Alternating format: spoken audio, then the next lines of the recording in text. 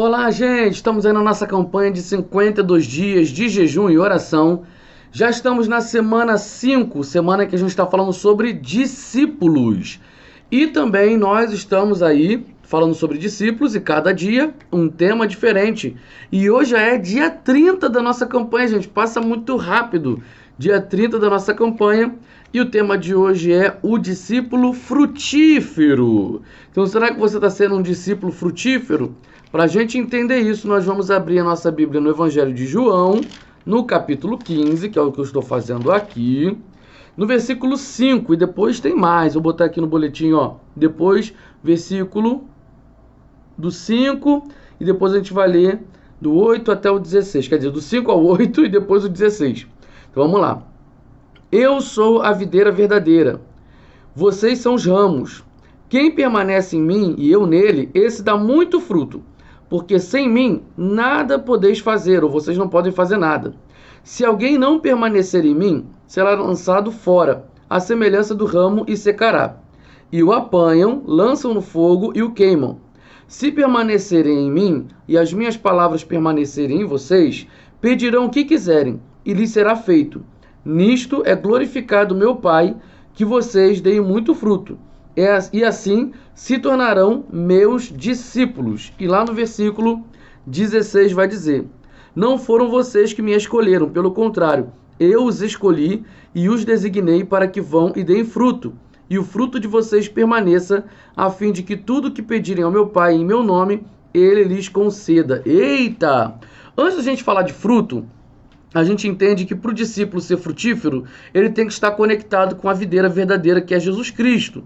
Nós precisamos permanecer em Jesus para dar fruto. Então, dar fruto não são meros resultados. Dar fruto, aqui no sentido que Jesus está falando, são consequências positivas do nosso encontro e permanência com Jesus Cristo. Muita gente vai confundir o fruto com meros resultados. Ah, estamos com a igreja cheia, estamos dando fruto. Estamos com a célula cheia, está bombando, estamos dando fruto. Não necessariamente. Aquilo que a gente confunde como resultado é porque nós temos uma cabeça muito humana, muito lógica, e o sucesso da gente é muito lógico também daqui do nosso mundo, a visão do nosso mundo sobre sucesso, entre outras coisas. E a gente acaba levando isso também para o reino de Deus. Então a gente acha que quando as pessoas estão nos seguindo, que a gente está tendo várias visualizações, e a gente começa a confundir isso como fruto. Olha, tá vendo? E nem sempre é. Às vezes é apenas você tem uma técnica para fazer aquilo. Então assim, frutos são consequências positivas daquilo que eu caminho com Jesus. Essa consequência positiva pode ser o número de likes, pode ser visualizações, pode ser um alcance maior. Sim, pode ser. Mas não é só isso, tá? Não é só isso. Às vezes o fruto que você está dando, que você precisa dar, é amor ao inimigo. E ninguém está vendo, isso é bastidor. Às vezes o fruto que você está dando é você caminhar mais uma milha. E isso ninguém mostra, é bastidor. Então Deus, ele se importa para que você dê fruto, mas você só vai dar fruto permanecido nele. Não é apenas uma mera técnica do que eu vou falar, do que eu vou fazer. Eu sei fazer, eu sei desenvolver, eu sei montar. Não necessariamente. E nós aprendemos ali que a gente só consegue fazer isso conectado com Deus.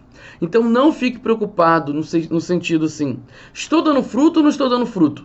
Não se preocupe com isso. Pastor, como assim? Ali está escrito. Calma.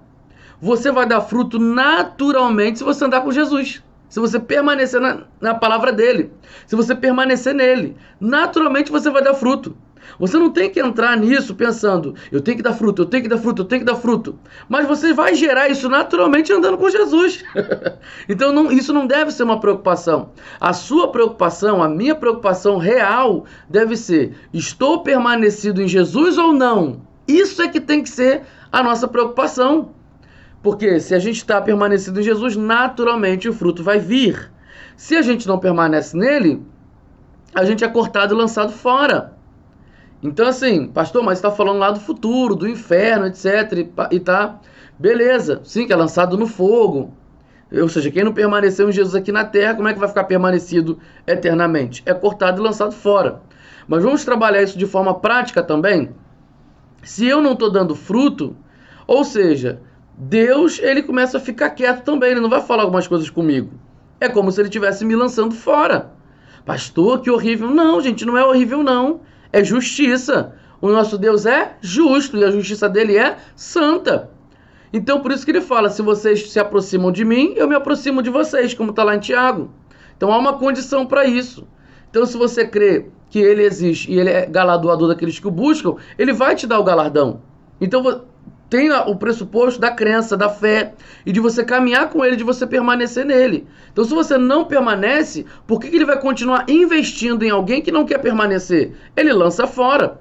Pastor, tem tempo? Aqui nessa terra ainda tem tempo. Você pode retornar, pedir perdão, se arrepender. O Pai está de braços abertos para te receber de volta e você pode voltar a ficar permanecido nele e dar fruto. Mas agora, passou o tempo da graça, que aqui na terra passou esse período, já não tem mais tempo para você se arrepender, não. Não tem mais. Então é aqui e agora que você tem que resolver esse problema, para que você volte a dar frutos. E esses frutos são os frutos que o Senhor está colocando em você. Ele é a essência, ele é a semente. Então, não fique achando, poxa, eu queria tanto gerar aquele fruto ou esse fruto, olha o fruto que o irmão está dando. Não, gente, você tem que permanecer em Jesus. E a essência dele é que vai gerar frutos para a glória dele. Então tem coisa que você vai gerar que você não gostaria de gerar, que você não gostaria de viver. Mas isso faz parte da sua história com Deus e é para glorificar o nome dele. E tá tudo bem, mesmo que você não entenda ainda. Mas o seu propósito, o meu propósito é estar permanecido em Cristo. O discípulo de Jesus precisa estar permanecido em Cristo. Quando a gente permanece na palavra, quando a gente permanece nele, tudo que a gente pede ao Pai nos é concedido. Ah, pastor, opa, vou aproveitar agora, então vou fazer aquela oração, Deus vai me dar tudo que eu quero.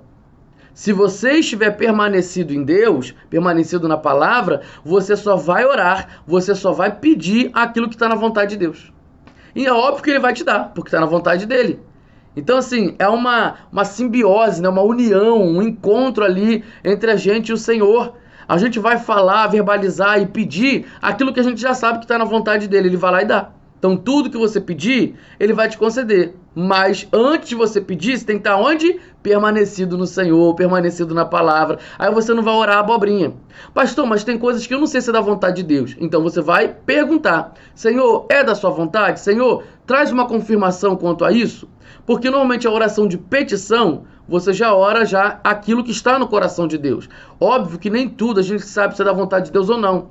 Então, enquanto você pede, o Senhor vai ajustando a sua oração.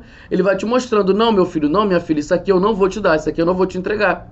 E se você tiver permanecido nele, e ele é a sua fonte de vida, o seu renovo, o seu refrigério, o seu tudo, você não vai ficar chateadinho com Deus porque ele não te deu isso ou aquilo.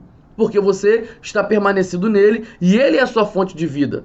Não é o milagre que você quer receber, não é a cura que você quer receber, mas o Senhor já é a sua cura, ele é a sua completude, ele é a sua plenitude. E tá tudo bem, porque você vive para ele, tá? Então, gente, isso é maravilhoso demais, isso tira uma carga da gente, assim, maravilhosa, né? Isso é graça de Deus, misericórdia dele. Agora, não, pastor, para mim isso é botar carga, é porque você está se amando mais e amando menos a Deus.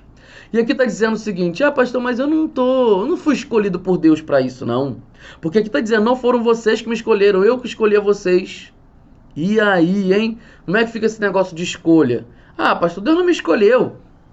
Por isso que eu não estou dando fruto. Isso aí é para quem é escolhido. Vamos lá, gente. Deus escolhe as pessoas para um propósito. Deus escolheu Israel para um propósito. Deus escolheu salvar os gentios para um propósito. Deus escolheu, tá? Agora, dentre esses escolhidos, tá? Tanto o povo de Israel, tanto os gentios, todos são salvos? Não são todos salvos. Todo o povo de Israel é obediente à voz do Senhor, quando a gente lê na Bíblia lá no Antigo Testamento? Também não. Todos davam honra ao Senhor e acreditavam nele como Deus único e verdadeiro? Ou às vezes eles inventavam de fazer idolatria? Tá vendo como é que é? Então Deus escolhe um povo para um propósito. Deus escolheu salvar os gentios, aqueles que não são judeus. Eu e você somos gentios. Deus nos escolheu para um propósito. E aquele que ele escolhe, Deus tem o quê? O escolhido tem uma marca. E aí depois, se esse escolhido acredita em Jesus Cristo como único e suficiente Salvador, ele já recebe a incumbência do Espírito Santo para dar fruto, meu querido.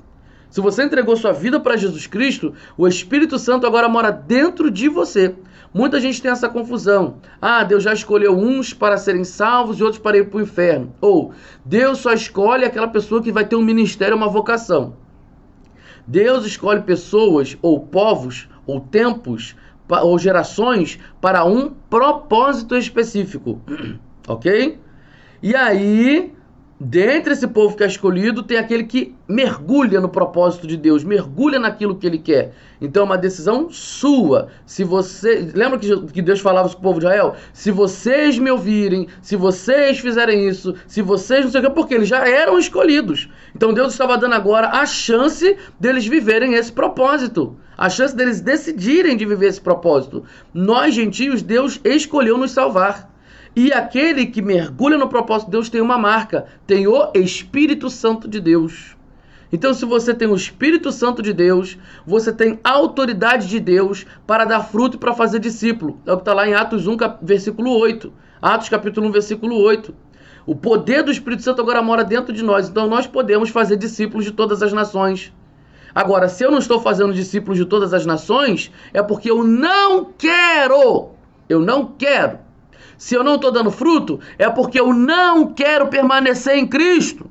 Se eu não estou fazendo a vontade de Deus, é porque eu não quero. Não é porque Deus me escolheu. Porque Deus nos escolheu para um propósito. E você que se converteu, Deus te deu o Espírito Santo de Deus. Ou seja, você tem todas as condições espirituais para fazer o que tem que ser feito para fazer discípulo. Então, se você não está fazendo, é porque você não quer. Então, aqui fica o nosso vídeo de hoje.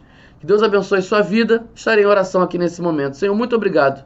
Obrigado pela sua bondade, obrigado pela sua graça. Tem misericórdia de nós. Nos ajuda a viver o seu propósito. Nos ajuda, Senhor, a fazer a sua vontade. Às vezes a gente não quer mesmo, não. A gente sabe o que tem que fazer, sabe o que precisa ser feito, mas não fazemos. Então eu te clamo, Senhor, nessa manhã, nessa tarde, ou nessa noite, nessa madrugada, ó Deus, no horário que o teu povo estiver assistindo, que o Senhor possa nos ajudar, Espírito Santo, a fazer a sua vontade e te obedecer. Em nome de Jesus, amém e amém. Deus abençoe sua vida. Até a próxima. Tchau, tchau.